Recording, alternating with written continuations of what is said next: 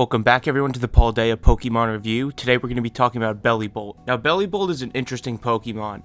If we just go over his stats real quick, he's got a good HP of 109, some decent defenses of 91 and 83 respectively, a pretty good special attack stat of 103, and he's pretty slow at 45. But most tank Pokemon like this are usually pretty slow anyway, and in this case for Bellibolt, it's actually going to really play into his moveset and kit. So then, to go over two of his abilities. He has two really good abilities. The first one I'm going to go over is Static. Now Static is just a really good ability for a lot of tank Pokemon to have anyway, as literally the way Static works is that if you get hit with a contact move, there's a % chance that you can paralyze your opponent, as it'll slow you down, and on some turns, potentially you just can't move at all.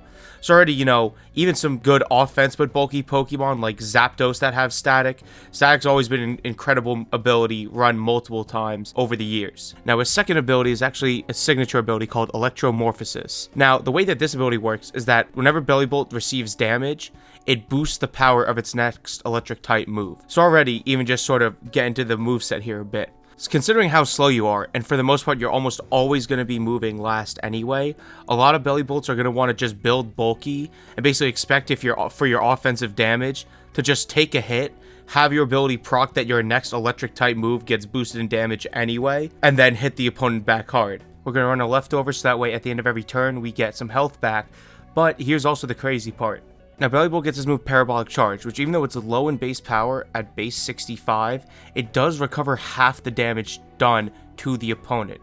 And this is an electric type move. So already now, if you remember, you have leftovers for other health recovery at the end of each turn, you have bulky investment to take as much hits as possible, and when you combine that with Electromorphosis though, which is when you get hit it's going to boost your electric type attack, now your Parabolic Charge is going to be powered up, meaning that you're going to be doing even more damage to the opponent with this attack, recovering more health. So in theory, as long as you're not facing off against like a ground type or something, there should be a lot of Pokemon, as long as they're not like really setting up or whatever, just one-on-one going back and forward, you can probably wall them out a bit, just because they'll hit you, you'll get a free boost to your next electric type attack. Between leftovers and then Parabolic Charge, you're going to be able to hit them for a decent amount of damage and probably hopefully recover as much or more HP back than what they did to you. Already too though, in terms of other coverage, really doesn't get much. But we got some other good status moves like Thunder Wave. To cover its own weakness though, at least, it does get a move like Muddy Water. So that's pretty good to cover your ground type weakness. Though again, you are pretty slow, so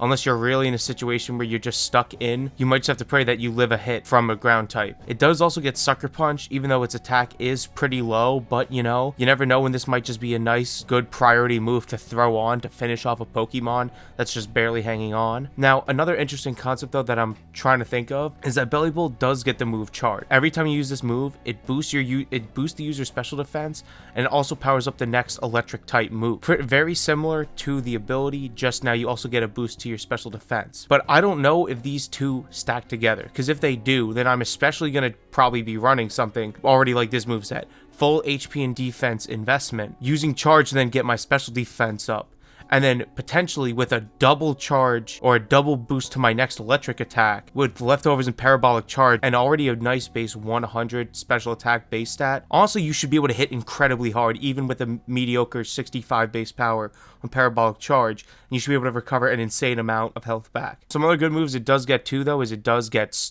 Reflect and Light Screen.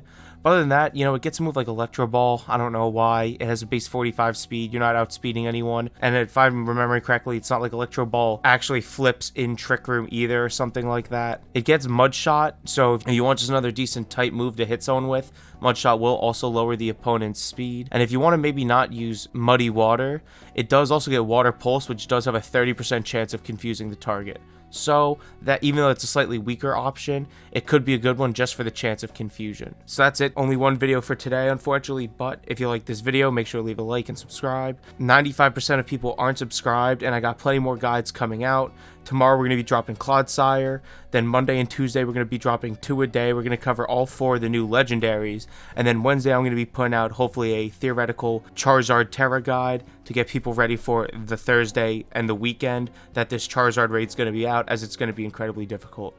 That's going to be all for this video. I'll catch you in the next one.